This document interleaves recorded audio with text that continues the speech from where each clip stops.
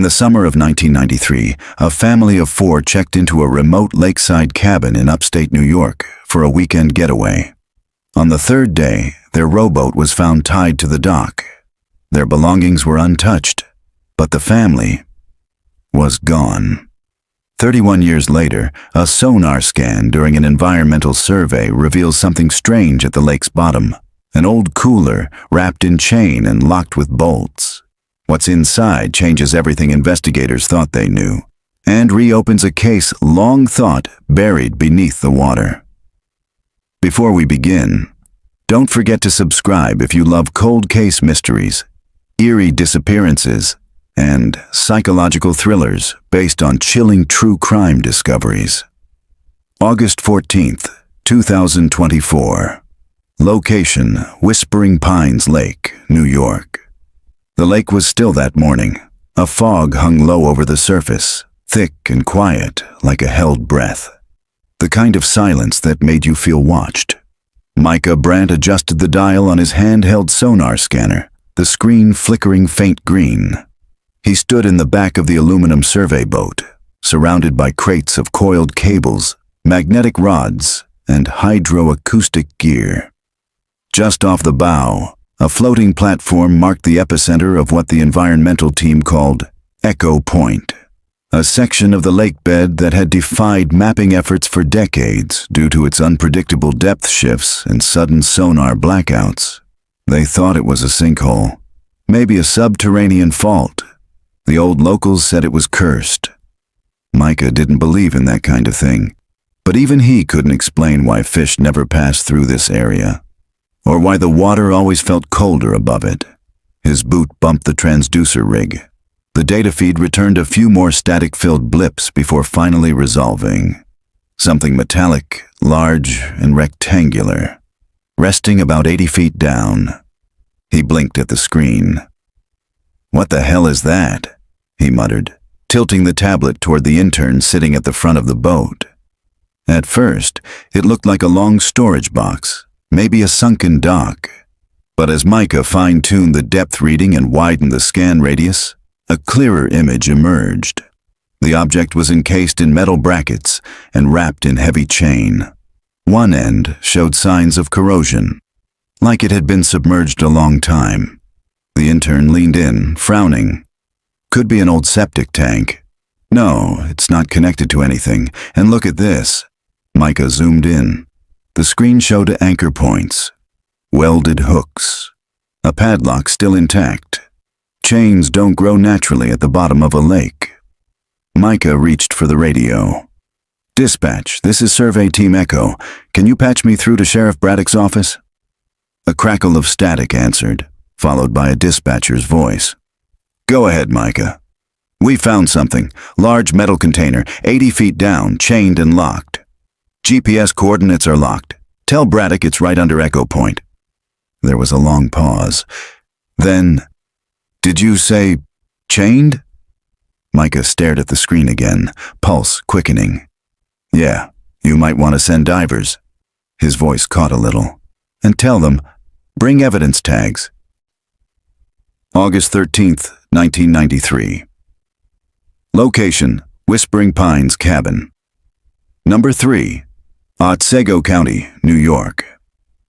The last known photograph of the Coulson family was taken at 6:37 p.m. It was a Polaroid, the kind that develops right in your hands, warm and slick before it dries. In the picture, Benjamin Coulson, 39, wore a faded ball cap and a sunburned smile. He had one arm around his wife, Lacey, 36, and the other around their youngest daughter, Maddie, who clung to a plastic sand pail.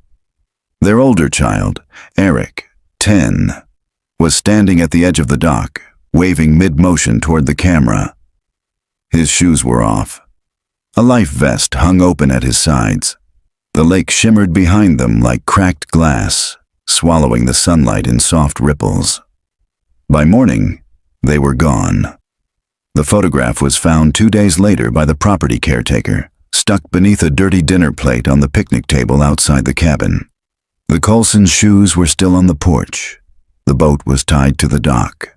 A set of wet towels hung over the wooden railing, stiff with lake water. Inside the cabin, there were no signs of struggle, no overturned furniture, no blood, just a loaf of bread left open on the counter and 2 unfinished juice boxes beside the kitchen sink. The sheets on the queen bed were rumpled. The children's bunk beds were neatly made. It was like the Coulson family had simply vanished. It had been Benjamin's idea to escape the city. "I want the kids to breathe pine air," he'd said, packing fishing rods into the back of their station wagon. No television, no phones, just water, stars, and silence. Lacey had protested at first. She didn't like the idea of an old cabin with no electricity beyond a battery lantern and a wood-burning stove, but eventually gave in when Eric begged to go swimming. The drive from Albany to Whispering Pines took 3 hours. The rental manager, a pot-bellied man named Russ Malkin, had met them at the gate with a keyring and a stack of waivers. "You're in cabin 3, Russ said, tossing Ben the keys. "Closest one to the dock." "Perfect," Ben grinned. "You get many people this time of year?" Russ scratched his belly through his sweat-stained shirt. "Not really. Too late for the vacationers, too early for the hunters. You'll have the lake mostly to yourselves." They unloaded their bags onto the porch just after noon. By 1:30 p.m., Ben had lit the charcoal grill, and Lacey was setting out paper plates. Eric ran laps between the dock and the cabin, laughing, his plastic oar sword fighting with invisible pirates. Maddie stayed close to her mother, clutching her stuffed frog in one hand and a bag of animal crackers in the other. They grilled hot dogs and corn. Ben opened a beer. Lacey even laughed when Eric splashed her with a cold lake bucket. There was nothing ominous about that afternoon. The sun had been warm, the breeze mild, no thunderstorms, no visitors. Ben and Lacey had watched the kids from folding chairs while the sky turned pink. They took the Polaroid at sunset. By 9:30 p.m., another camper staying in cabin 1 heard a scream. His name was Daniel Klein. He was a retired high school principal who'd come to Whispering Pines to fish and be alone. His cabin sat about 500 feet from cabin 3, separated by trees, a gravel loop, and the shared dock. At exactly 9:31 p.m., he had been sitting outside smoking his evening pipe when he heard a high, shrill sound, brief like a single startled cry, followed by silence. He listened for more, but there was nothing. No footsteps, no splashing, not even a dog barking. He told himself it was probably a loon. The next morning he found the Coulsons' rowboat still tied to the dock. No one on the deck, no voices, and a strong, earthy smell drifting from their grill. Something had gone sour. He walked over. The cabin door was unlocked. Inside, the lights were off. Of course, they ran on propane, but everything looked suspended, as if someone had left in the middle of things and forgotten to come back. Juice boxes, damp beach towels, board games stacked, mid-play, on the table. The firewood was untouched. There was no luggage on the floor. He checked the bedrooms. No one there. He didn't go further. Instead, he backed out slowly, returned to his cabin, and called the Otsego County Sheriff's Office. "They left in the middle of their vacation?" the deputy asked skeptically. "Number they didn't leave," Daniel said. "They disappeared." Deputy Clayton Braddock was the first officer on scene. He arrived just after noon with a younger patrol deputy and a camera. It was a warm August day, the sun high and the lake perfectly still. When Braddock stepped onto the porch of cabin 3, he paused.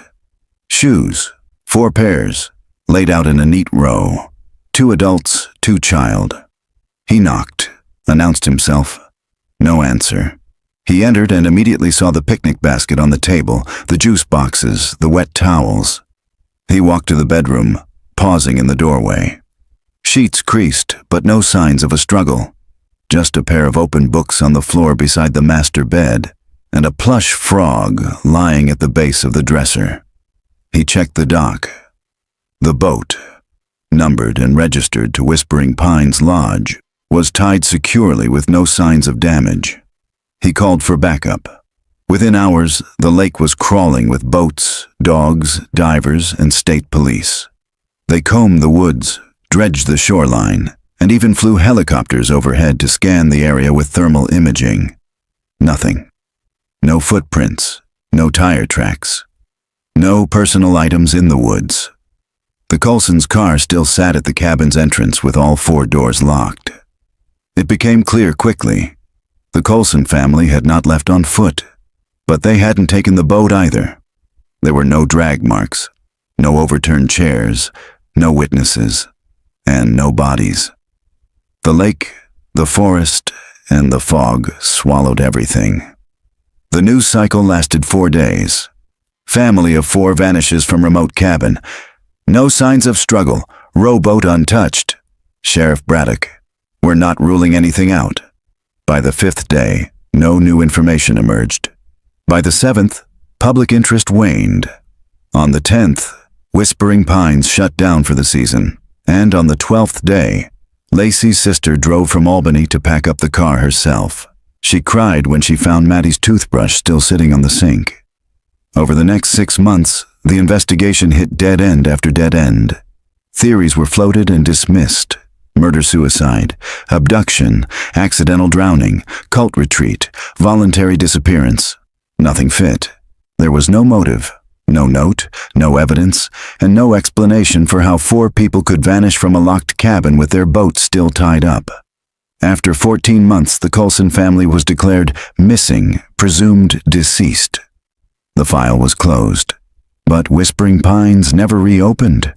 The lodge was sold. The cabins left to rot in the woods. Locals stopped swimming in that lake. Fishermen said the water near Dock 3 felt wrong. Colder, heavier, like it held something under the surface. And for 31 years the forest remained silent. Until August 2024, when sonar found something at the bottom. A container, chained shut, just below the dock where the Coulsons were last seen. August 15th, 2024. Location, Whispering Pines Lake. Otsego County, New York. The last time Sheriff Clayton Braddock had stood on the dock at Cabin 3, the place had smelled like rotting charcoal and lakeweed. Now, 31 years later, the smell was still there, fainter but familiar. Time hadn't erased much. The dock groaned beneath his boots the same way it had when he was a deputy fresh out of the academy, stepping into the strangest case of his life. But this time, the water wasn't still. Divers were surfacing beside the floating barge, sputtering through their mouthpieces. A water drone buzzed overhead, tethered by cable to the equipment boat parked a few yards off. Micah Brandt stood by the sonar rig, his tablet screen flickering with a fresh depth reading. "It's not a septic tank," he said again, shaking his head. "This thing was built to sink and stay sunk." Braddock squinted at the monitor. The rectangular object was about 6 feet long and 2 feet wide, with what appeared to be welded seam lines and heavy-grade rusted chain wrapped around both ends. It was resting at a slant, like one side had impacted the silt harder than the other. One of the divers had marked the lake bed with a floating flag. "Any chance it's old dock equipment?" Braddock asked. "Nope." Micah tapped the screen. "You can see where something's been attached to the side. Maybe hinges, maybe padlock points. This wasn't part of the lodge infrastructure. It's some kind of container, industrial grade by the looks of it. Homemade or modified. And you see this distortion here?" He zoomed in. "This area reads hollow. There's space inside." Sheriff Braddock looked out across the water. It was exactly where the Coulson family's boat had been tied back in 1993. "Get your diver ready," he said, "and notify forensics. If there's something in that box, we need to bring it up." The diver's name was Ethan Lake. No relation to the geography, much to his frustration. And he was the only person on the scene young enough to not remember the Coulson case. He slipped into the water at 10:16 a.m. Visibility was low. Silt stirred as soon as he descended past 50 feet. The water turned ink dark, and his flashlight beam turned into a floating tunnel of gold flecks and shadow. Ethan reached the lake bed at 82 feet. The container lay ahead, partially buried. Its edges were blunt, rust-pitted, and covered in algae. The chain was thick, welded shut in loops that looked hand-hammered, not factory-stamped. His gloved fingers traced the padlock. The shank was still intact, fused with corrosion. Someone had sealed this with the intention that it never come back up. He signaled the surface crew. Target located. Beginning attachment. Back on the barge, the winch arm lowered its hooks. Micah guided the crane, Braddock watching every movement. It took 15 minutes to get the cables attached, another 5 to confirm the load was balanced. Then came the slow rise.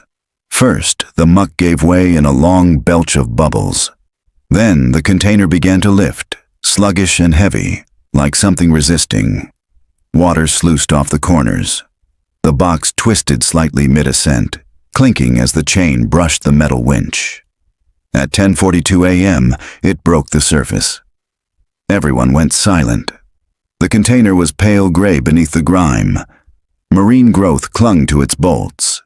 The chain was wrapped 6 times around it, secured by 3 corroded padlocks. 2 had partially disintegrated. 1 remained solid. Micah whistled softly. Whatever's in there, someone really didn't want it found. Braddock leaned in, frowning. Get it on the deck. We're not opening anything until forensics arrives. They sealed off the area with crime scene tape. The barge became the temporary staging ground. A canopy tent was erected over the container. By noon, a team from the state's underwater forensic unit had arrived. 2 of them wore gloves and breathing masks. 1 carried a portable X-ray scanner.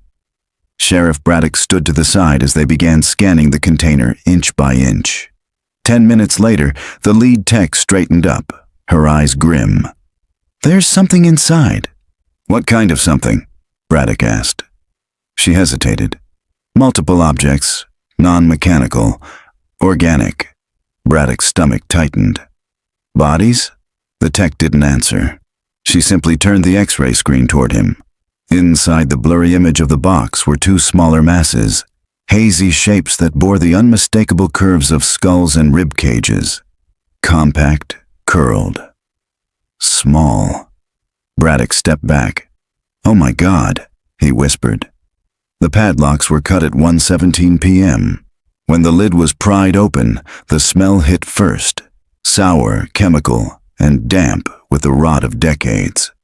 The forensics team didn't flinch, but several reporters stationed along the shore turned away, gagging. Inside the container were 2 tightly sealed garbage bags, black, heavy-duty, knotted with electrical tape. The first was opened slowly. Inside were the skeletal remains of a small child, clothed in faded swim trunks and what was once a white cotton shirt.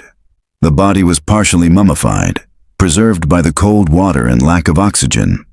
A hospital bracelet still clung to the left wrist. The name had long since worn away. The second bag held a smaller frame, shorter femurs. A plastic hair clip still clung to a clump of tangled strands. Between the bones was a small stuffed frog, waterlogged and moldy. The forensic examiner didn't speak for several seconds. Then she looked up at Braddock. 2 children, likely ages between 6 and 10. Possibly a boy and a girl. Both have signs of perimortem trauma, likely blunt force. Braddock swore under his breath. Maddie and Eric Coulson. He had no doubt. But if the children were here... Where are the parents? He asked. The discovery spread like wildfire by 5 p.m. Local stations broke the story with drone footage of the container being wheeled onto a state truck under a tarp. National outlets picked it up by evening. Cold case break, 1993. Whispering Pines disappearance, reopened. Children's remains found in submerged container. Police investigate parents' fate. Was it murder or something worse? Braddock turned his old office into a task force HQ. They pulled the Coulson file from the archive. 3 thick binders, Dozens of photographs, Polaroids, witness statements, boat inspection records, handwritten timelines, interviews with everyone from nearby campers to former lodge staff. One name kept coming up: Russell Malkin, the original property manager. He had been the last person to speak with the Coulsons. Back then he said he'd seen Ben and Lacey laughing on the dock the evening they arrived. Said they seemed happy. Claimed he left them alone the rest of the trip. No further interaction. Russ had sold the Whispering Pines property in 1999. Last known address, Rensselaer County. No forwarding. Braddock sent 2 deputies to track him down. Then he turned to the board they'd started pinning with Coulson family photographs. 2 kids were found. 2 adults were still missing, which meant one of 2 things. They were murdered somewhere else, or they were still alive. Either way, the case had just been reborn. August 16th, 2024, occasion, Otsego County Sheriff's Office, cold case room. The photograph haunted Braddock more than the bones. He held it again. The Polaroid from 1993, cupped in a clear plastic sleeve. Ben Coulson was grinning, one arm slung around his wife. Eric's wave was a blur of movement. Maddie had a sprinkle of mustard on her shirt. None of them had any idea that it would be the last photo ever taken of them. He set it back down and turned to the incident log. Daniel Klein, the man in cabin 1, had been re-interviewed yesterday. Now in his 80s, his memory wasn't sharp. But one thing he had said stuck. I remember someone else was staying there that week. A younger man. Skinny, nervous, kept mostly to himself. Cabin 5, said his name was Reggie or Randy. Something like that. Not on the books, though. I asked Russ, and he just said the guy was between things. There was no mention of any second guest in the 1993 lodge records. No secondary booking, no vehicle plate, no receipt. But if Klein was right, that meant someone unaccounted for had been living just 2 cabins down from the Coulsons when they vanished. Braddock picked up the file folder marked Whispering Pines, Cabin Assignments. August 1993, and flipped to the lodge map. Cabin 5 had been a single-room unit near the maintenance shed, close enough to see Cabin 3's dock through the trees. He turned to his deputy. Pull employee payroll logs. I want to know everyone Russ Malkin ever paid under the table. If someone was squatting in Cabin 5, Russ either knew or helped make it happen. Russell Malkin hadn't aged well. When Braddock's team found him, he was living in a cramped mobile home off a logging road near Troy. Retired, diabetic, living off disability. The inside of the trailer reeked of cigarettes, canned beans, and cat litter. They brought him in just after dawn. He sat across from Braddock now, hunched and fidgety, eyes darting to the folder on the table. Jesus, Russ muttered when he saw the photograph. Christ, that's the Coulson family. Yes, it is, Braddock said evenly. They disappeared under your watch. You never mentioned anyone else was staying there that week. Russ shifted uncomfortably. Far as I knew, there wasn't. We have witness testimony that suggests otherwise. A man in Cabin 5, mid-20s, gaunt, stayed quiet. Might have been working for you off the books. Russ's lips thinned. I mean, it's possible. I sometimes let guys crash during maintenance jobs, especially if they didn't have transport. But I didn't keep records on every handshake. It was just summer work. Braddock stared him down. Someone who might have had access to the cabins, the boat shed, the chain locker. Someone who could have waited until dark. Russ's hands twitched. I don't remember a name. Maybe Ronnie or Rick. Did he drive? Didn't have a car? No. Walked in from town. I remember that. Braddock jotted notes. You ever see him again after that week? Russ shook his head. Number. He said he was heading west. Never came back, never called. Was he staying in Cabin 5? Russ hesitated, then nodded slowly. Yeah, just for a few nights. Said he needed a place to sleep, wasn't hurting anybody. Braddock's voice dropped. And when the Colsons disappeared, you didn't mention this. I didn't think he had anything to do with it, Russ snapped. He seemed harmless, quiet, polite even. Do you know how many times we combed that property? Braddock said, his voice hardening. How many years we spent looking for those kids, and you left a man completely off the record? Russ looked like he might vomit. I'm sorry. Braddock stood. Give us a name, a sketch, anything. Russ rubbed his face, trying to recall. He had a limp. That's something I remember. Said it was from an old car accident. Brown hair, pale. Wore this denim jacket all the time, even when it was hot. Had a tattoo on his forearm, I think, some kind of bird. Maybe a crow. Braddock turned to the detective seated in the corner. Run every parole, probation, and psych hold in state from 1990 to 1995 with a limp bird tattoo and ties to Otsego County. He looked back at Russ. Let's find your quiet tenant. That afternoon, a call came in from the forensic lab. Both sets of remains recovered from the lake had been preliminarily identified through dental records. Eric Colson, age 10, Maddie Colson, age 6. Time of death, consistent with late evening, August 13th, 1993. Cause of death, blunt force trauma to the skull, followed by secondary trauma to the ribs. The toxicology report would take longer, but both children had likely been unconscious before they were placed in the container. The stuffed frog found with Maddie had been punctured, deliberately. A slashing pattern. Not random. Braddock stared at the photos on the lab screen. The remains, the bag, the rusted chain. A memory came back to him, something he hadn't thought of in 3 decades. A set of footprints in the silt by the dock. They hadn't matched Ben's shoes. Too narrow. Limp on the left. But back then, without a second suspect, they'd chalked it up to shifting tide patterns or the rescue diver's missteps. Now, he wasn't so sure. At 8:14 p.m., a DMV facial recognition match flagged a partial from a 1991 Otsego County traffic stop. Reginald Kane, alias Ricky Kane. No current address. Last known employer, Adirondack Lodge Services, subcontracted to Whispering Pines Lodge for summer maintenance. He had a record. Minor stuff, petty theft, trespassing, disorderly conduct. A short stint in a psychiatric facility in 1988 following a violent episode involving a family dispute. No contact with family since. He had disappeared from public records in fall 1993, 1 month after the Colson family vanished. Braddock picked up the phone. Get me a federal trace on Reginald Kane, last known associates, any known aliases, and call the governor's office. He looked back at the case board. 2 children found, 2 adults missing, and now, a name.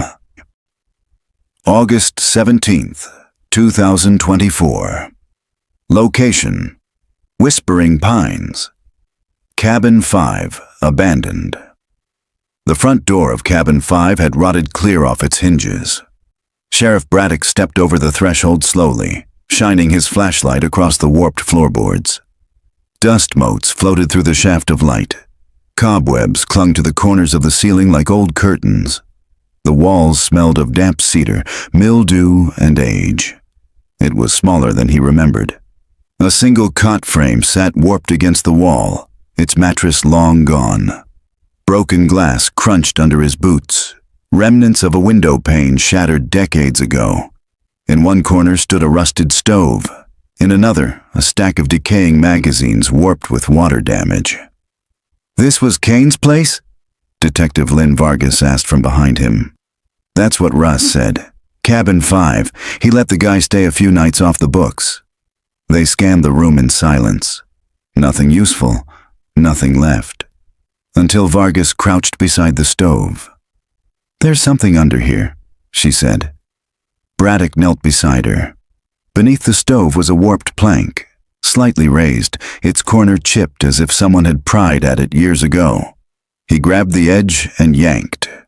The board gave way with a loud crack, revealing a shallow cavity beneath the floor, maybe a foot deep, 3 feet wide. Inside, wrapped in cracked plastic, was a duffel bag.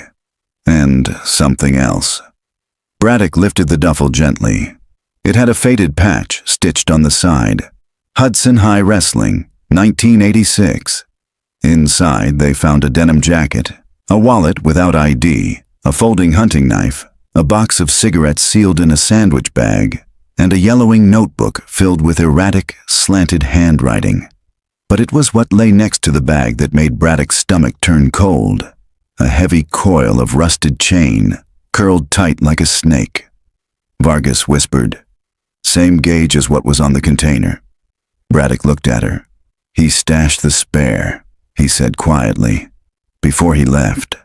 Back at the station, the notebook was examined. It was filled with loose thoughts.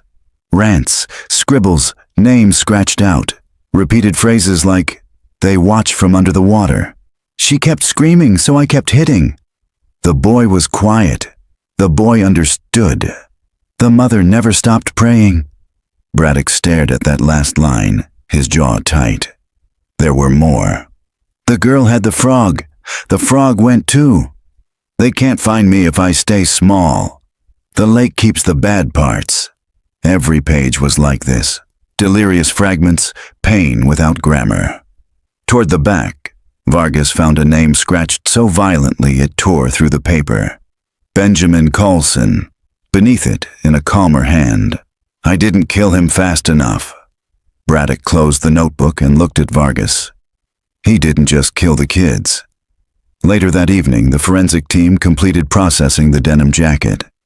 Inside the left breast pocket was a patch of hardened material, crusted over with time, blood that had soaked through and dried between the lining.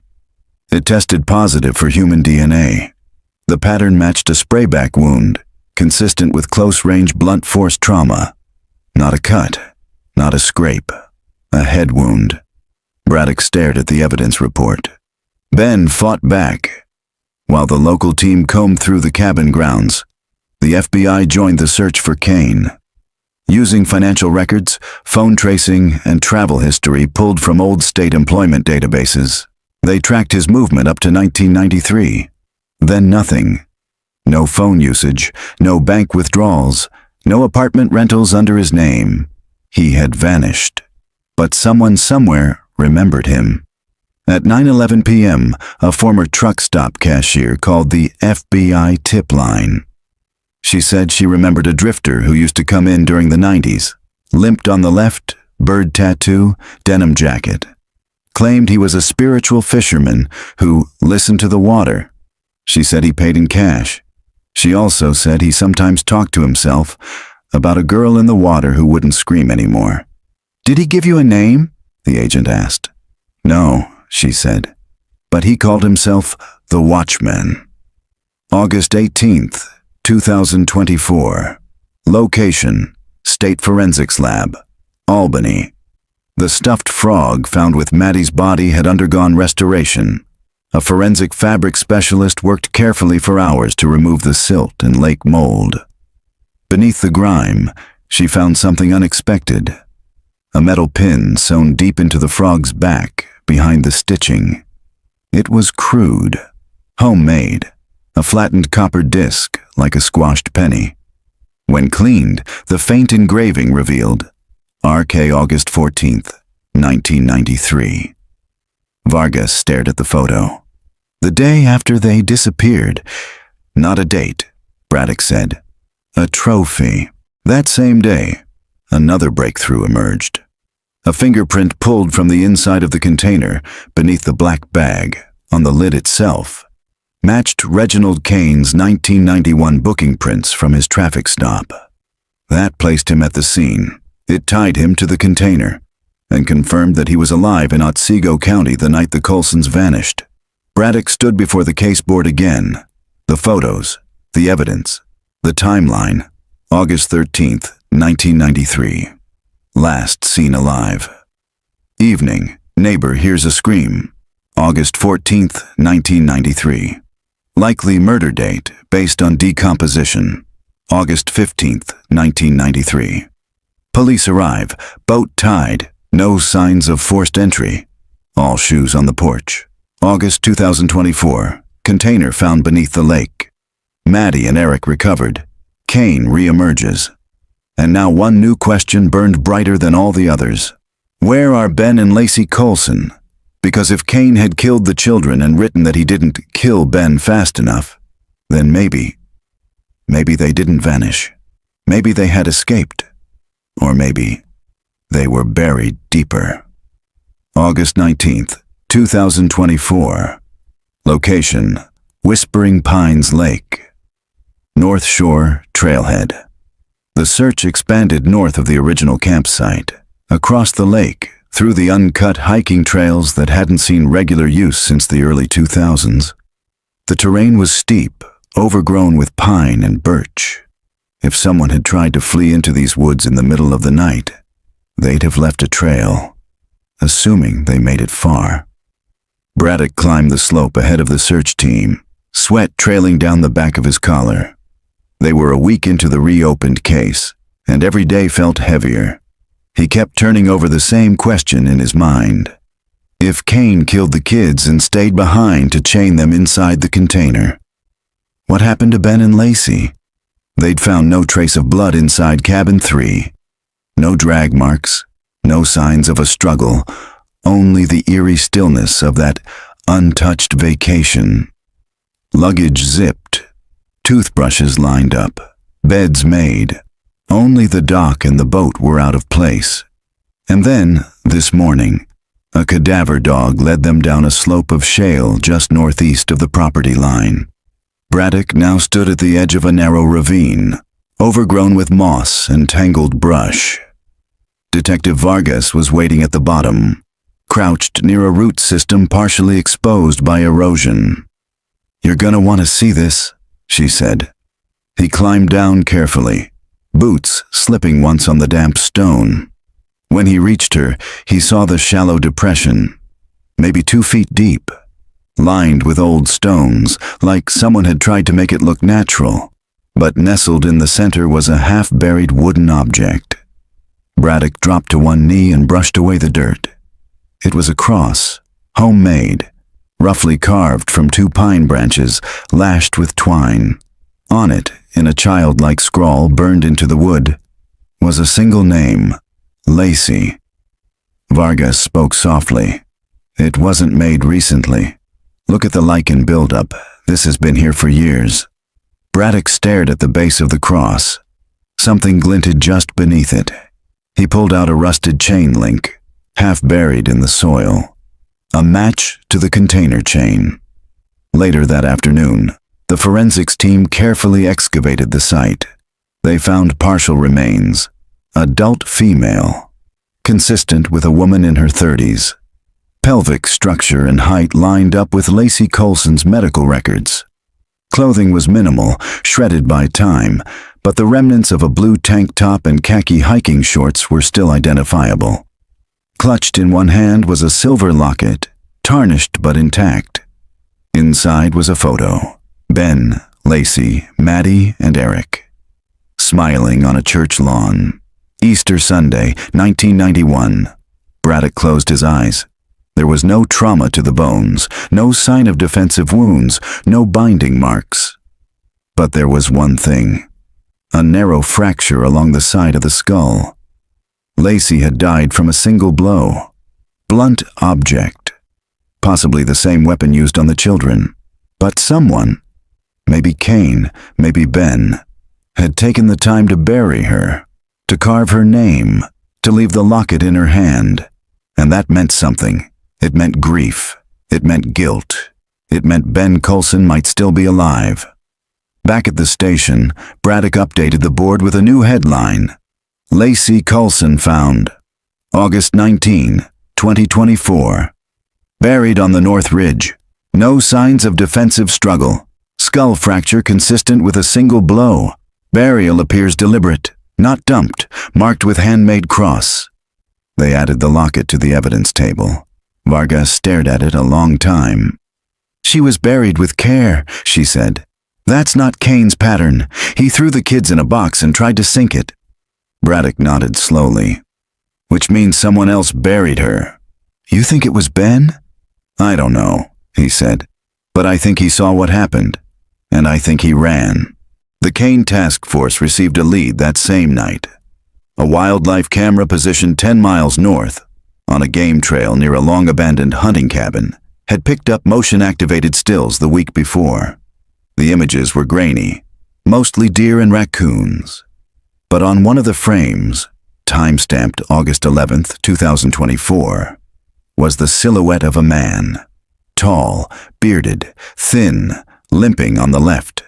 The timestamp was 3 days before the container was discovered. If it was Reginald Kane, he was nearby, watching, waiting, maybe even returning to the scene of his crime. Braddock ordered ground units up to the cabin immediately.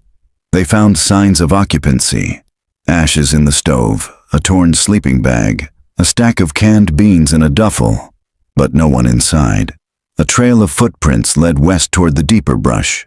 They also found something else, a journal, torn, molded with mildew, but salvageable. Inside were entries, short, maddening, disconnected thoughts in that same slanted handwriting. She wouldn't die quiet.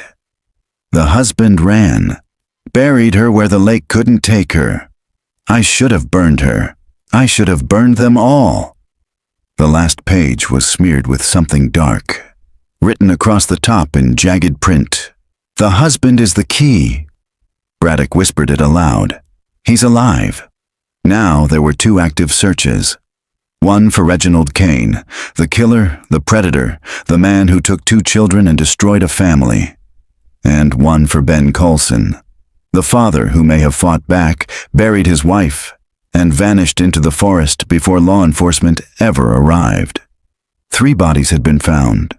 One man, either survivor or suspect, was still out there, and for the first time in 31 years, Whispering Pines Lake had begun giving up its secrets. August 21st, 2024. Location: Adirondack Wildlife Reserve, Western Ridge. The tower blind had been out of use since the early 2000s. Built 25 feet up in a crooked birch by hunters who'd long stopped paying the lease, it sat partially collapsed and swallowed by forest. It was the kind of place no one thought to look, except for the hawk-eyed forestry volunteer who spotted movement near it from his drone cam the day before.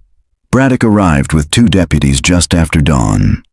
The trees were silent, breathless with fog. Sunlight cut through the canopy and fractured beams, casting long shadows on the trail. They moved quietly, rifles slung but lowered, listening for footsteps, twigs, any sign of the movement.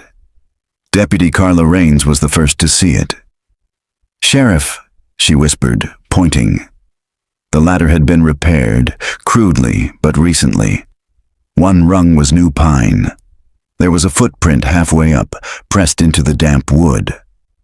Braddock signaled for quiet, then motioned toward the far side. Raines circled wide. Deputy Alvarado covered the base. Braddock climbed. Each step groaned. At the top, he pressed his back to the wall and slowly leaned in, gun drawn. Inside, huddled in the corner with a worn sleeping bag pulled over his shoulders, was a man, unshaven, sunburned, hollow-eyed. He didn't flinch. He just looked up at Braddock and said, "I thought it would be you." Braddock lowered his weapon. "Ben," the man nodded once. "Ben Coulson." Then he added, "You're 31 years too late." They brought him down in silence. Ben didn't resist. He didn't ask questions. He didn't even blink when they shackled his hands gently in front of him. His eyes were somewhere else, miles behind or years away. He looked less like a fugitive and more like a ghost who hadn't realized he'd been dead all this time. Back at the station, they offered him water, then a meal. He only touched the coffee. Braddock sat across from him in the small interview room. The air buzzed with static silence. "We found the kids," Braddock said. Ben closed his eyes. "I figured. We found your wife, a shallow grave, marked with a cross." His hands twitched in his lap. "I buried her," he whispered. I didn't know what else to do. I thought she deserved something. Braddock nodded.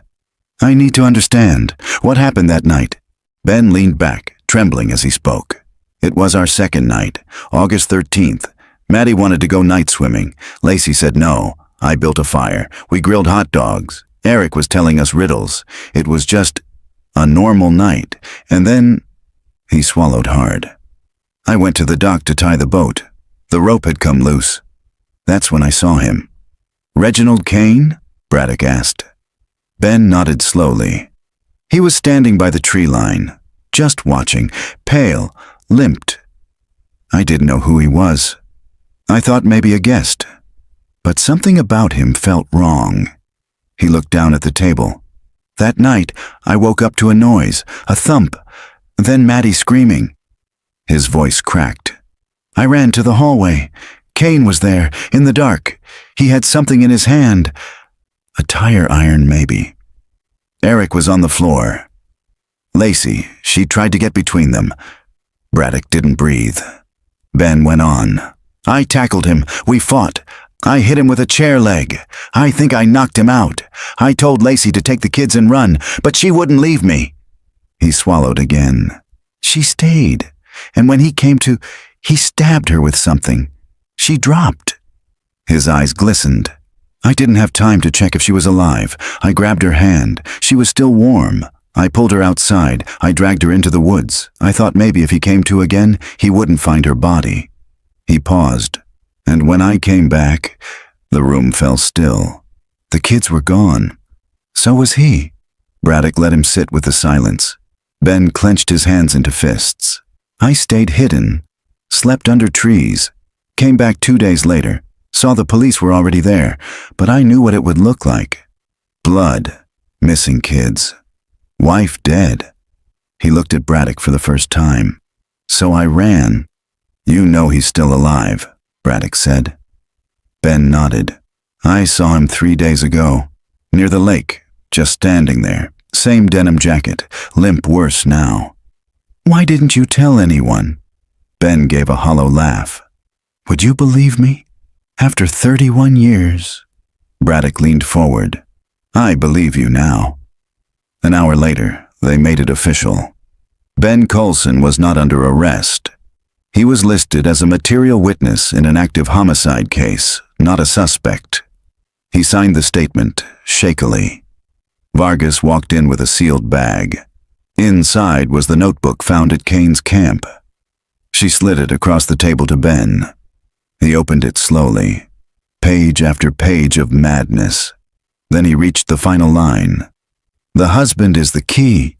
His face went pale. That's why he's back. Ben whispered. He knows I'm still alive. Braddock stared at him. Then we use that. August 22nd, 2024. Location, Whispering Pines. Cabin 3, staged. They rebuilt the scene, exactly as it had looked in 1993. Braddock had the original lodge blueprints, photos from the early investigation, and Ben's testimony. The fishing poles were set against the cabin wall. The grill was scrubbed down and placed just off the deck. Inside, a red and white checkered tablecloth draped the kitchen table. The beds were remade. The door left ajar. The illusion had to be perfect. Because Kane was watching, or at least they believed he was. Ben Coulson sat inside, freshly showered, shaved, and wearing the same style of flannel he'd worn that week 31 years ago. The clothes weren't exact. Those were long gone, but close enough to pass from a distance. On the table in front of him, an open scrapbook filled with family photos, one of the last things they recovered from the storage crawlspace beneath Cabin 3. I still don't understand why he came back, Ben said, not looking up. Braddock stood in the doorway, arms folded. Predators returned to the scene, sometimes to relive, sometimes to finish what they started. Ben turned a page. He's not finished. No, Braddock agreed. He's circling, but this time we're circling too. A mile out, in the thick woods behind the property, A team of agents waited in full camo with thermal drones and night vision optics. The FBI had set up 3 perimeter traps, silent tripwires, infrared sensors, and disguised motion-activated cameras hidden in bird boxes and brush. Everything led back to the dock. The bait wasn't the cabin. It was Ben. 10:22 p.m. The woods were dark and soundless. The moon cast pale ripples across the lake. Wind stirred the treetops, but otherwise, the entire forest felt like it was holding its breath. Then came the first movement. A shape, small, hunched, emerged from the tree line on the eastern edge. It kept to the brush. No flashlight, no noise. The limp was unmistakable. He paused near the fire pit and looked up at the cabin. From the drone feed, Braddock watched him stop, 30 feet away, just staring. "Hold," came the whisper from the command tent. Kane moved again, slow, quiet, toward the cabin's side window. He stayed low, one hand gripping the branch of a pine tree. Inside, Ben stood, turned. Let him see. Kane froze. His face was partially visible in the moonlight now, thinner than before, skin more gaunt, eyes sunken but sharp, and filled with rage. Then he bolted. Not toward the cabin, back into the trees. "He's retreating," Vargas snapped. "He saw through it." "No," Braddock said. "He's hunting the long way. Watch the dock." 11:04 p.m. Motion sensor pinged behind the boathouse. Infrared showed a human form kneeling, possibly rigging something to the dock line. Braddock grabbed the radio. "Teams 2 and 4, flank the dock, now." Kane didn't hear them until it was too late. When the tactical lights hit, he lunged into the water, trying to swim toward the reeds. But the thermal drone locked onto him instantly. Within seconds, he was dragged from the shallows, screaming in half-mad rage. "I came to fix it!" he bellowed. "The water lied! I never finished!" He kicked, spit, convulsed. When they pinned him down, they found the item in his jacket, a length of chain, a lock, and a plastic-wrapped rag soaked in ether. Backup restraints were required. One agent whispered, "My God, he was going to drown him again." At 1:23 a.m., Reginald Kane was officially arrested on 3 counts of murder, 2 counts of unlawful disposal of a body, 1 count of attempted murder, and 1 count of child abduction. Ben Coulson watched from the cabin window as they drove Kane away. "I thought I was the last one left," he said. "You're not," Braddock told him. "Not anymore." Ben turned back to the dock. "I want to take them home." Braddock nodded. "We'll help you do that." August 24th, 2024. Location, Otsego County Jail. Interview room. A Reginald Kane sat chained to the floor, wrists and ankles bound in stainless steel cuffs. The overhead light buzzed softly, casting a jaundiced hue on his hollow face.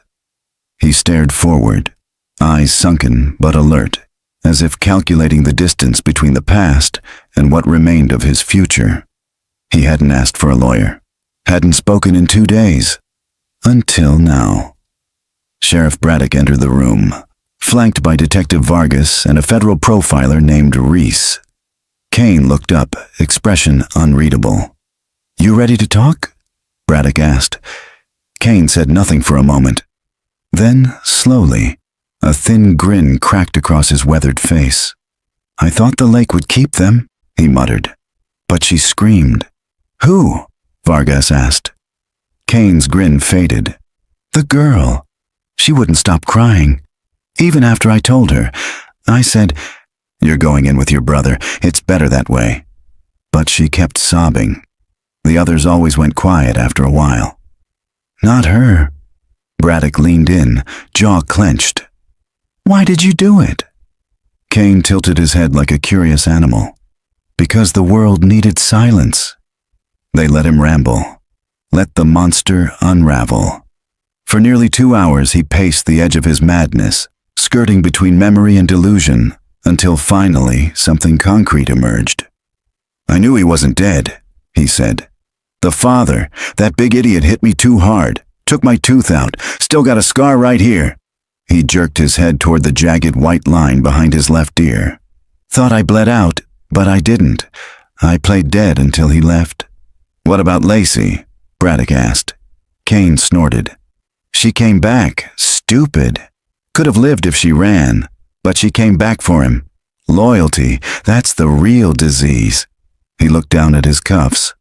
She was praying when I crushed her skull, praying with her eyes open. Vargas looked away, jaw tight. And Ben? Reese asked. Kane's voice changed. He buried her. I watched him do it from the trees, wrapped her in a tarp like he knew how. Took a long time. Then he ran. I almost admired it. He looked up again, eyes dark. But I still had the kids. Later that day, investigators followed up on Kane's final admission. He mentioned a place where the dead things didn't float, just beyond the eastern inlet. A retired game warden, shown the map, recalled an old root cellar that had collapsed sometime in the late 90s, back when that part of the property was still part of the cabin lease. He said it was sealed with concrete after raccoons kept getting trapped. That location had never been searched. Until now. August 25th, 2024. Location: Eastern Inlet, abandoned root cellar site. The dig began at sunrise. What they found beneath 3 feet of cracked concrete and stone took their breath away. A small underground chamber, 7 by 7 feet. Crumbling brick. No ventilation. Just a pit dug into hard earth. Inside, they found skeletal remains. The first was a boy, positioned near the far wall, curled into himself. Beside him was a stuffed frog, different from the one found in the lake. The second skeleton was smaller, a girl's. Laid carefully beside the boy, arms crossed. Between them was a water-damaged cassette tape, melted beyond recovery. The medical examiner confirmed it days later. Ben and Lacey Coulson's children had never made it to the lake. Kane had buried them here, alive or dead. Uncertain. But both had been placed with deliberation. One had a bruised jawbone, the other 2 broken fingers. Possibly defensive. It was the final resting place, the last secret. Braddock stood over the pit as the sun climbed higher. He watched them lift the bones with reverence, watched the evidence tags fall into place. Vargas stood beside him, silent. So, all 4 kids, she said quietly. He killed them all before he tried to sink the container. No, Braddock whispered. I think Maddie and Eric were in the container. The others, maybe he planned to move them, or maybe he just wanted to divide the grief. She looked at him. A man like that doesn't think in grief. Braddock nodded once. But Ben does. Back at the station, Braddock told Ben everything. The pit, the cellar, the frog, the tape. Ben sat without moving for a long time. Then, with a trembling hand, he reached for a photo on the table. His 4 children lined up on the church steps, Maddie holding a frog, Eric making bunny ears behind her. I thought I could save them, he whispered. You tried, Braddock said. You did more than most. Ben's eyes didn't leave the photo. I want to bury them myself, all of them, together. Braddock nodded. You will. August 30th, 2024. Location: Whispering Pines Cemetery. Hilltop Grove. The wind was gentle that evening. It moved through the trees like a whisper, brushing the wild grass flat along the edges of the hillside. Shadows stretched long across the open plot where 4 caskets, small, pine wood, unpolished, rested side by side, each one marked with a name. Maddie Coulson, Eric Coulson, Lacey Coulson, Eli Coulson. The 4th name, Eli, was a surprise. It had come from Ben, who finally spoke of the 4th pregnancy, a secret they never told family. Lacey had been 6 months along when they'd taken that trip. She hadn't wanted to make it public until after the ultrasound. Ben insisted they add him. He was with her, he said. He gets to be named. A small crowd gathered. Investigators, neighbors, even former lodge employees who remembered the family from that summer in 1993. Pastor Wills from the local Methodist church stepped forward with a soft-spoken eulogy. But it was Ben who spoke next. He stood beside the smallest casket, Eli's, and looked down at the 4 pine boxes with a quiet strength that seemed to radiate out of his worn frame. "I buried her once in secret," he said, voice steady. "Because I thought I'd never be believed, because I thought the world had already decided I was guilty. And maybe I was. Not of murder, but of failing to protect them." A breeze swept through. Ben looked up. "I spent 31 years running from a grave. Now I get to walk them home." After the ceremony, people lingered in silence. No music played. No birds sang. Just the wind in the trees and the sound of dirt falling softly on wood. One by one, the caskets were lowered. Maddie's first, then Eric, then Lacey, then Eli, wrapped in the same blue cloth that once served as a blanket in the cabin's nursery. Ben placed a photo on each one. The last was a drawing, crayon on yellowed paper, 4 stick figures, a sun, and a tiny frog with a smile. Later that night, Ben returned to the lake. He stood alone on the dock, the water black beneath the moonlight. Braddock joined him after a few minutes, keeping a respectful distance. "She loved this place," Ben said. "Lacey thought the lake was healing. She used to say, 'The water remembers peace.'" Braddock looked out over the still surface. "It also remembers pain." Ben nodded slowly. "Maybe both can live here." Down in the reeds, a frog croaked once. Somewhere far across the lake, an owl called out. The dock creaked under their feet, but neither man moved. They just stood there, breathing in the silence, letting the water carry what it could. September 2nd, 2024. Location: Otsego County Sheriff's Office. Interview room. The recorder clicked on.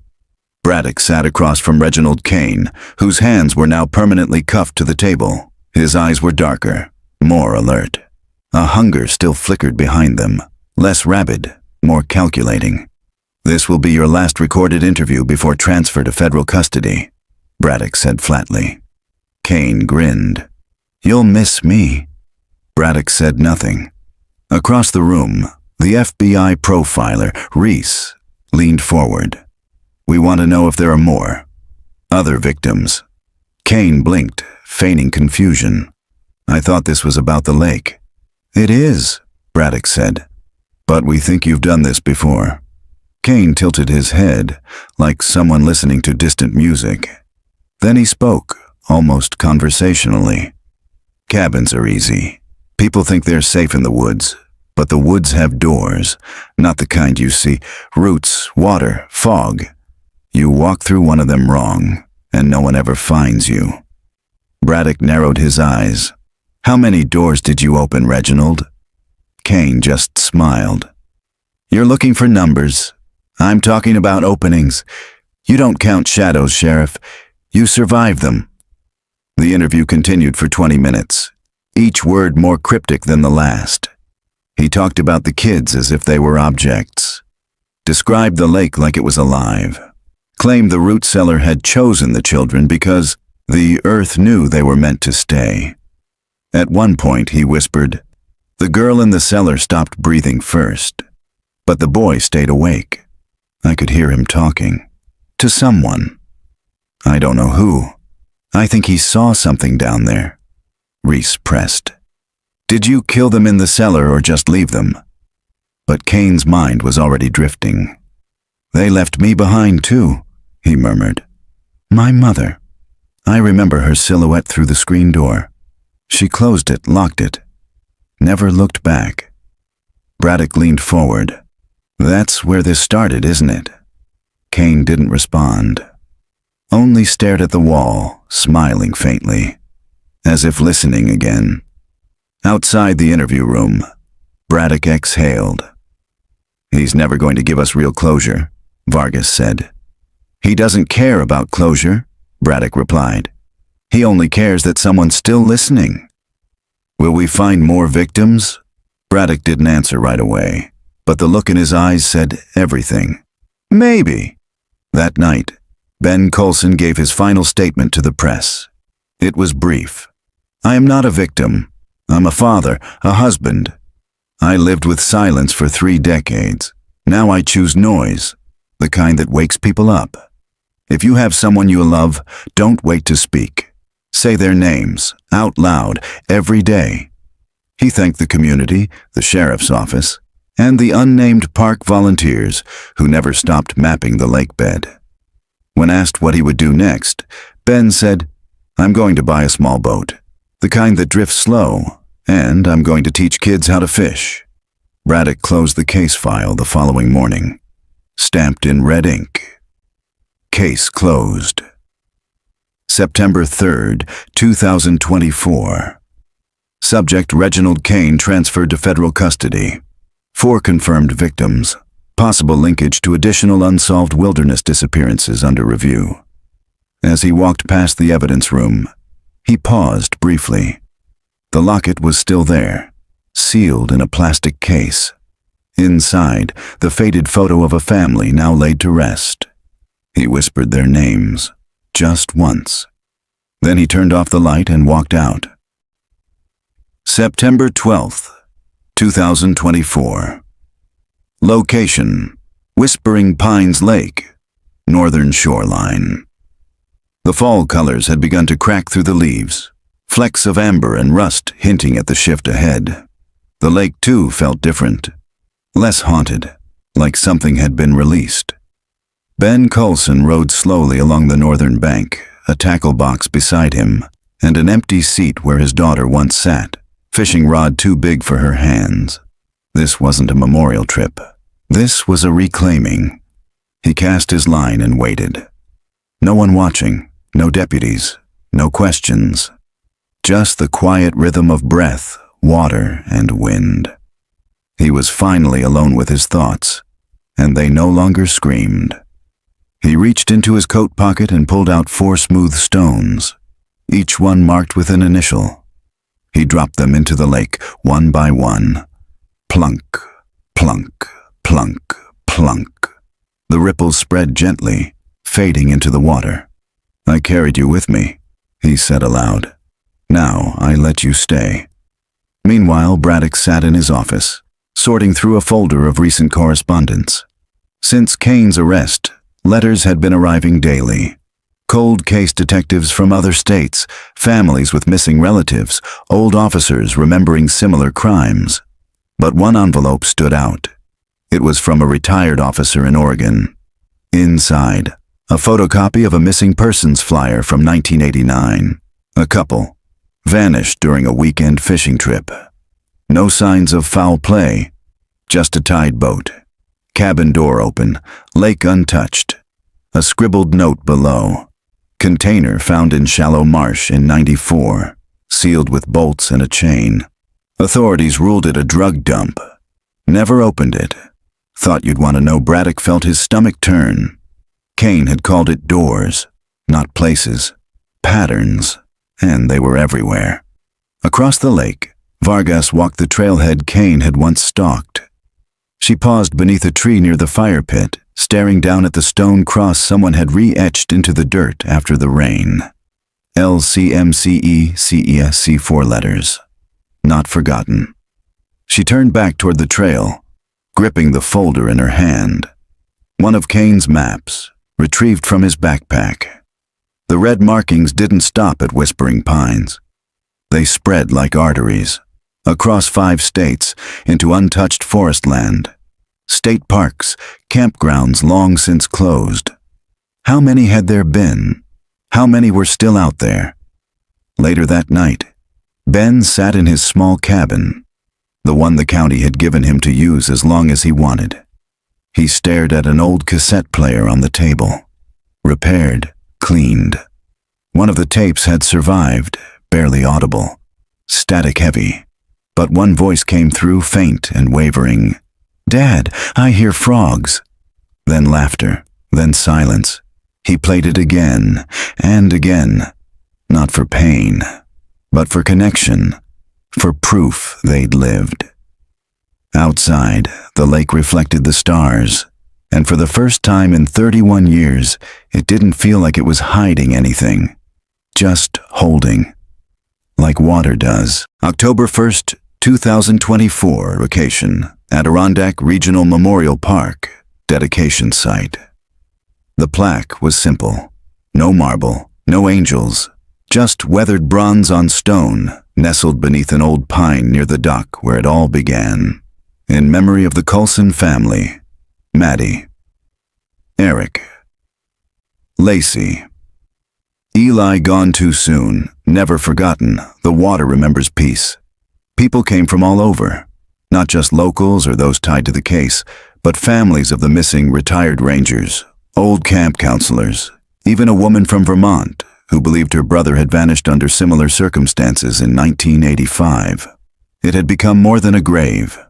It was a gathering place, a place to speak names, to honor stories no one else believed, a monument to silence broken. Ben stood beside the stone with his hands in his coat pockets. He didn't speak. He just listened. To the wind, to the birds, to the soft lapping of lake water on rock. Sheriff Braddock retired a week later. He didn't make a speech, didn't throw a party. He left his badge on the desk and walked out. Before he did, he placed one thing in the file cabinet marked personal cases. The worn photograph of the Coulson family, folded at the corner, still damp from when it had been found at the lake's edge. He slid it in with the rest and locked the drawer. Some stories are too heavy to carry alone, but you still have to carry them. Reginald Kane was moved to a federal facility in Virginia. He never spoke again after the last interview. A month into his incarceration, he suffered a severe stroke. He lived, barely. But the man who returned from it no longer remembered his own name, let alone the names of his victims. Some said it was justice. Others called it mercy. Ben called it neither. He simply said, the earth found its own way to bury him. On the lake, Ben launched his small boat every morning. He started a tradition called Quiet Water, free lessons for kids on patience, casting, and listening to silence. Not everyone knew who he was. Some called him the quiet man at the dock. Others heard he was once accused of a terrible crime, but the truth came out years later. To the children, he was just Mr. Ben, the man who taught them how to listen, to frogs, to wind, to the weight of water. Each year, on the same weekend in August, people come to Whispering Pines to remember. 4 candles are placed at the water's edge, each one lit with a name, each one floating outward until the flames fade into fog or ripple. The boat is always tied, but the story it holds, that still drifts, and now we remember it out loud.